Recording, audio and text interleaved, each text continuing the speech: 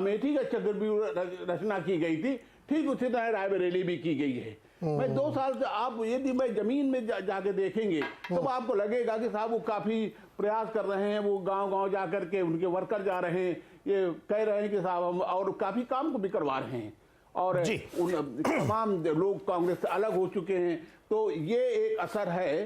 तो अब ठीक है ब्रजेश जी, दोबारा आते हैं तो इसको और नहीं काटा जा सकता, विस्तार करते हैं इसको। और संजय जी, बिखरा हुआ विपक्ष, अलग अलग अपनी अपनी रणनीतियां, अलग अलग अपनी अपनी स्ट्रैटेजीज, और 2 बड़े प्रयोग हो चुके हैं सर, जैसा अभी ब्रजेश जी कह रहे थे, सपा बसपा मिलकर लड़ चुके हैं, कांग्रेस भी मिलकर लड़ चुकी, सारे प्रयोग हो चुके हैं।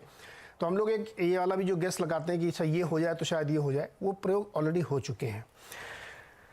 आपके हिसाब से क्या है ये जो मिशन 80 इन्होंने रखा है संजय जी, तो ये मैं इसलिए नहीं कर रहा हूँ कि 80 में 80 आप कोई प्रेडिक्शन करें। जैसे मुझे ध्यान है जब पिछला वाला विधानसभा चुनाव हो रहा था 17 वाला, तो उन्होंने अब की बार 300 पार कारों के पीछे लिख के घूमते थे बीजेपी कार्यकर्ता, तो उन्होंने ऐसा नहीं कहा था कि 402 सीट जीत लेंगे। तो वो लोग बहुत ही, मैं ये कह रहा हूँ, प्रैक्टिकल टारगेट रखते हैं वो। तो अब ये 80 में 80 तो पता नहीं प्रैक्टिकल है कि नहीं, आप बताइए सर।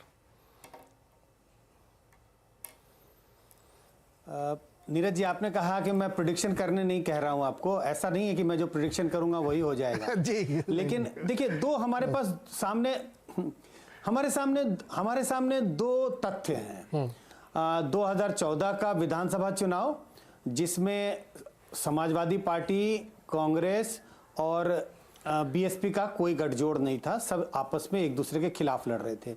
नतीजा क्या हुआ? 74 सीटें बीजेपी को आई उनके गठबंधन सहयोगियों के साथ। दूसरा उदाहरण है 2019 का लोकसभा चुनाव। 2 पार्टियों, 2 राज्य की जो 2 मजबूत रीजनल पार्टियां हैं, बीएसपी और समाजवादी पार्टी ने गठबंधन किया, इसके बावजूद बीजेपी को 64 सीटें आई। अब जो स्थिति 2024 के लिए बन रही है, आज की स्थिति अगर देखें तो स्थिति क्या है? स्थिति बड़ी साफ है नीरज जी। किसी भी पार्टी, ये जो सारी विपक्षी पार्टियां हैं, कोई आपस में मेलजोल, गठजोड़, गठबंधन करने को तैयार नहीं है। समाजवादी पार्टी नहीं चाहती कि कांग्रेस के साथ गठबंधन हो। मायावती जी ने ऑलरेडी ऐलान कर दिया है कि वो अकेले चुनाव लड़ेंगी। तो स्थिति क्या बनती हुई दिखती है? मेरे समझ से स्थिति यह है, एक तरफ बीजेपी, उनके साथ उनकी जो छोटी मोटी सहयोगी दल होंगे, समाजवादी पार्टी, उनके साथ एक आध छोटे सहयोगी दलों के साथ वो गठबंधन करेंगे, कांग्रेस और बीएसपी। तो एक तरह से चौतरफी लड़ाई होगी, कांग्रेस, बीएसपी, समाजवादी पार्टी और बीजेपी। और ऐसी स्थिति में अगर वो कह रहे हैं मिशन 80, तो उनका कहना लाजमी है, क्योंकि अगर ऐसी लड़ाई होती है, जिसकी संभावना पूरी है 2024 में, ऐसी लड़ाई होगी, निश्चित रूप से उनका ग्राफ 2019 की तुलना में ऊपर जाएगा और वो कहीं भी जाके अटक सकता है, वो कहीं भी टिक सकता है, वो 70, 72, 74, 75 हो सकता है, इसकी गुंजाइश बनी रहेगी। ओके यूसुफ भाई, ब्रजेश जी ने जिक्र किया कि मुसलमान भी थोड़ा कसमसा रहा है समाजवादी पार्टी को, उसको लगता है कि ये टॉप आउट हो गया। हम लोग मार्केट लैंग्वेज में कहते हैं ना कि इसका टॉप बन गया है, जो कि बहुत बढ़िया चुनाव लड़े लेकिन टॉप जैसा बनता हुआ दिखा। अब ये बीजेपी भी कह रहे हैं कि वो पसमानदा मुसलमान को अपनी तरफ करेंगे, उनके बीच जाएंगे, अपनी बात रखेंगे, वोट दे न दे लेकिन हम तो अप्रोच करेंगे। आपके हिसाब से क्या ग्राउंड रिपोर्ट है यूपी में मिशन 80 को लेकर के? देखिए, मिशन 80 का तो जो टारगेट है वो तो उसी तरह का टारगेट है जैसे बोर्ड के एग्जाम में कोई बच्चा किसी पर्टिकुलर सब्जेक्ट में 100 में से 100 मार्क्स लाने की कोशिश करता है। तो उसी तरह मैं संजय जी की बात से सहमत हूँ कि वो आंकड़ा 62 और 72 या 75 के आसपास कहीं भी आगे टिक सकता है, जिस तरह के हालात बनते हुए अभी दिख रहे हैं। जहाँ तक बात है मुस्लिम वोटर्स की, देखिए बीजेपी मुस्लिम वोटर्स पर, खासकर पसमानदा मुसलमानों पर कोई आज से तो काम कर नहीं रही है। जब से प्रधानमंत्री नरेंद्र मोदी प्रधानमंत्री पद के उम्मीदवार बने थे 2013 से, तब से उनके एजेंडे पे ये है। लेकिन खुल के बीजेपी ने भी जुलाई में जो हैदराबाद में राष्ट्रीय कार्यकारिणी की बैठक हुई थी, तब प्रधानमंत्री ने खुल के पसमानदा मुसलमानों की बात की और बीजेपी से कहा कि वो पसमानदा मुसलमानों को आउटरीच करें, उनके बीच जाएं, उन्हें पार्टी से जोड़ने की कोशिश करें। उसके बाद से वो तमाम चीज़ें शुरू हुई और योगी सरकार जब बनी दूसरी बार, तो दानिश अंसारी को मंत्री बनाया गया, मोहसिन रजा को हटाया गया, तो एक संकेत दिया गया। लेकिन ये मुझे नहीं लगता है कि पसमानदा मुसलमान कोई बहुत बड़े पैमाने पर बीजेपी को सपोर्ट करने जा रहे हैं। बीजेपी की कोशिश क्या है कि बीजेपी लोकसभा चुनाव में 50% वोट पे खड़ी है उत्तर प्रदेश में, और लगभग विधानसभा में वो इससे थोड़ा कम वोट पर है। तो बीजेपी एक लॉन्ग टर्म कोशिश कर रही है साहब, अगर मुस्लिम वोटों के बंटवारे से बीजेपी जीतती रही है तो वो जो बंटवारा मुस्लिम वोटों का हो उनमें से कुछ हिस्सा अगर बीजेपी को भी मिल जाए तो उसका वोट प्रतिशत लोकसभा में भी बढ़ जाएगा और विधानसभा में भी बढ़ जाएगा, तो उससे बीजेपी को मजबूती मिलेगी। तो बीजेपी के लिए ये स्ट्रेटेजी है कि वो मुस्लिम वोटों का जो बंटवारा होता रहा है बीजेपी के खिलाफ, तो उसका फायदा बीजेपी को मिलता रहा है, तो उस बंटवारे में वो अपनी हिस्सेदारी सुनिश्चित करके अपने आप को और मजबूत करना चाहती है। ये बात मुसलमान भी समझता है। तो जहाँ तक ये बात है ना, क्योंकि पसमानदा मुसलमानों के जो रियल इश्यूज हैं, जो उनकी शिकायतें रही हैं बाकी दलों से, उन पर तो बीजेपी भी कोई खास काम करती नहीं दिख रही है।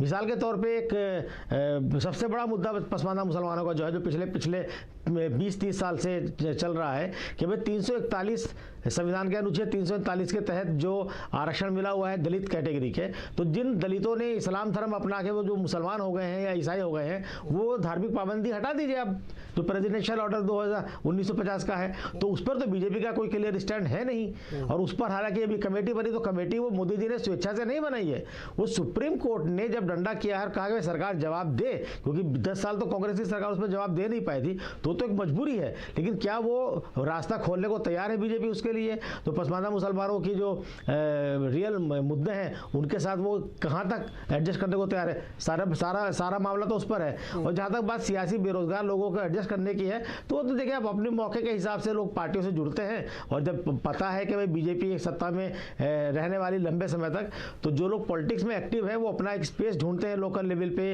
राज्य स्तर पे, राष्ट्रीय स्तर पे, तो उन्हें वो किसी भी पार्टी में जा सकते हैं, उसके लिए बहुत ज़्यादा मायने नहीं रखता है। और बीजेपी में पहले भी मुसलमान रहे हैं। 89 में बैतूल से, मध्य प्रदेश के बैतूल से आरिफ मोहम्मद बेग बीजेपी के टिकट पर जीते थे, उसके बाद मुख्तार अब्बास नकवी रामपुर से जीते, फिर शाहनवाज हुसैन वहां से जीत करके आए। तो इक्का दुक्का बीजेपी को 1 या 2 लोग चाहिए होते हैं लोकसभा में, तो वो उनको मिलता रहेगा। वो सही है, शाहनवाज हुसैन को दे, मुख्तार अब्बास नकवी को दे, या किसी अंसारी या कुरैशी को दे, उससे कोई बीजेपी को खास फर्क नहीं पड़ता। उन्हें दिखावे की नुमाइंदगी चाहिए, वो उसमें से दे सकते हैं, चाहे वो अगला मुसलमान हो चाहे पिछड़ा मुसलमान हो। मुसलमान के नाम पर एक नुमाइंदगी बीजेपी को देनी है, वो बीजेपी देगी, लेकिन इससे कोई बहुत ज्यादा फर्क मुसलमान बीजेपी की तरफ भाग जाएगा, ऐसा बिल्कुल मुझे नहीं लगता है। यूसुफ, अगर इस बात को मैं ऐसे रखूँ, मान लीजिए जैसे मुसलमानों को अलग कर दिया, हमने इसलिए पूछा क्योंकि बीजेपी का इस तरीके से प्रयास है उनके, मान लीजिए उनको अलग भी कर दें, और आपकी इस थ्योरी पे मैं चलूँ तो अब तक उनको बहुत वोट नहीं मिल रहा, तब भी वो 50% पे खड़े हैं। तो जो हिंदुओं का वोट ही अगर वो और कंसोलिडेट कर ले जाते, तो उसको माइनस करके आपको ग्राउंड पे क्या दिख रहा है? मुसलमानों को माइनस कर दीजिए थोड़ी देर के लिए। नहीं, जो मिशन 80 की बात अगर आप कर रहे हैं उत्तर प्रदेश की, अगर पर्टिकुलर उत्तर प्रदेश की अगर हम बात करें, तो मैं इस बात से बिल्कुल, मुझे ऐसा लगता है कि बीजेपी इस 80 का जो टारगेट वो रख रही है, तो 70 के आसपास वो सीटें जीतेगी। अगर जो आज की तारीख में हमें दिख रहा है कि उत्तर प्रदेश में एक तरफ बीजेपी और उसके सहयोगी दल के नाम पर एक अपना दल है, और अगर ओम प्रकाश राजभर बीजेपी की तरफ जाते हैं तो एक आध सीट उसे वो दे सकते हैं, उससे ज़्यादा तो नहीं। तो कुल मिलाकर के ये बीजेपी और अपना दल का गठबंधन 2014 में भी 73 सीटें जीता था, 71 बीजेपी ने जीती थी और 2 अपना दल ने जीती थी, तो 73 के आसपास तो 2014 में वो था ही। अब अगर समाजवादी पार्टी अकेले चुनाव लड़ती है, आरएलडी के साथ मिलकर भी लड़ती है, बीएसपी अलग लड़ती है और कांग्रेस अलग लड़ती है, तो मुझे लगता है कि 70 के आसपास बीजेपी दोबारा से जीत जाएगी। लेकिन एक चीज और मैं बताऊं, जो आपने भी मुसलमानों वाली बात कही थी, मुस्लिम कम्युनिटी में पिछले 2 साल से और खासकर उत्तर प्रदेश के चुनाव के बाद एक नए सिरे से थिंकिंग शुरू हुई है। वो थिंकिंग ये है कि स्टेट में जो रीजनल पार्टी मजबूत है उसको वोट दिया जाए, और लोकसभा में चूंकि कांग्रेस देश भर में बीजेपी का मुकाबला कर सकती है और अकेली पार्टी है कि जो करीब करीब 200 से ज़्यादा सीटों पर बीजेपी और कांग्रेस का सीधा मुकाबला जहां होता है, तो वहां पर कांग्रेस को वोट दिया जाए।